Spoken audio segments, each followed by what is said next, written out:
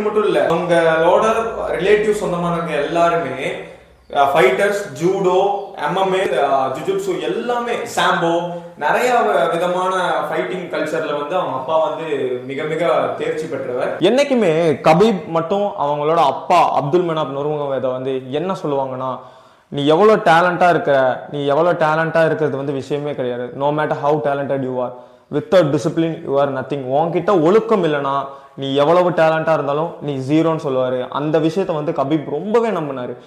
இன்னொரு விஷயம் வந்து உங்களுக்கு நான் வந்து சொல்லணும்னு நினைக்கிறேன். முஸ்லீம்ஸ் அப்படின்னாலே டிசிப்ளின்னு சொல்லுவாங்க.